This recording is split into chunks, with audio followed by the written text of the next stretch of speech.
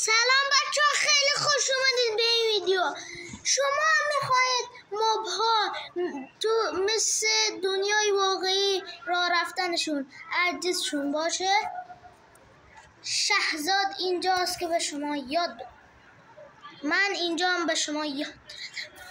خب اول میریم میبینیم چجوریه، بعد میریم چی میکنیم؟ آموزش دانلود چو میذاریم. خب این موده اکتیوش میکنیم، بیرون میایم. خب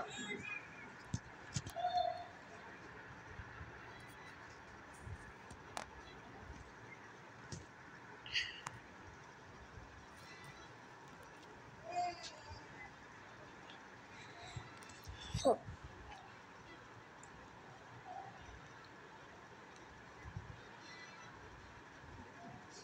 خیلی خفنه، یعنی خیلی خفنه.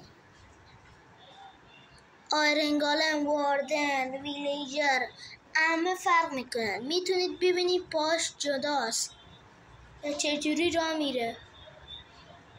خیلی خفن.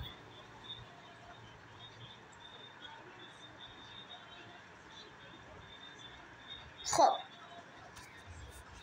پلی رو میزنیم. خب بچه ها تو این چی میشه؟ خب بچه ها بریم ببینیم. نگاه اول ما رو نگاه. دیدید بچه ها اینا چون ما یه چیزی میگیم مثل آیرنگالم خیلی خفن شد. ببینم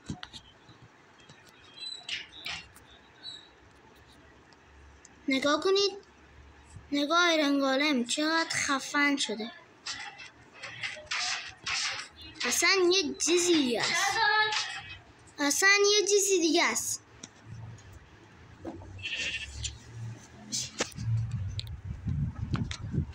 خب بچه ها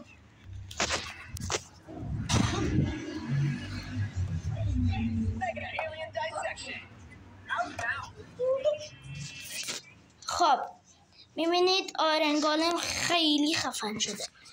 چون آیرنگالم از آن ساخته شده اینم درست معلوم نیست، پس ما یک ویلیجر نیاز داریم. ویلیجرها بیشترین شباهت به انسان ها رو دارن. نگاه کنید چه خفن شده. دیدید بچه ها؟ اصلا وای اصلا یه چیزیه. نگاه گوشی هم لگ داره. اصلا یه خفنی خودشو داره، خیلی خفنه. خب بچه ها بریم سراغ آموزش دانلود این ادان برای ماینکرافت گوشی.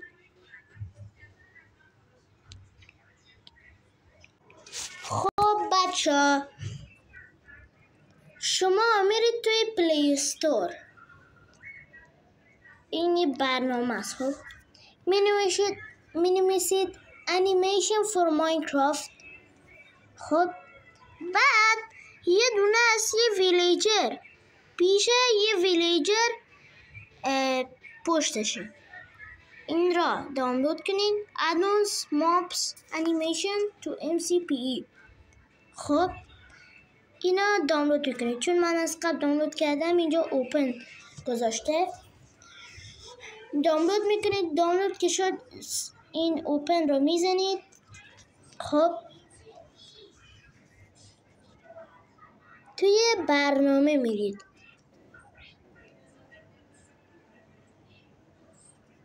اینجا لود میشه. اگه اسکین خواستید از اینجا دانلود کنید. اسکین داره، انقدر خفن نیست. اسکین مال خود درست کنید بچه. خب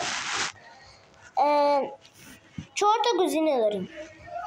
مابس انیمیشن، انیمیشن پک، دینامیک انیمیشن ریسورس پک مابس انیمیشن رو میزنید. همین اولی رو میزنید، بعد اینجا نکست بک بزرگ بشن، نکست رو میزنید، تبلیغ میاره، خیلی تبلیغاشون زیاده، برای دانلود تبلیغاشون زیاده. نباید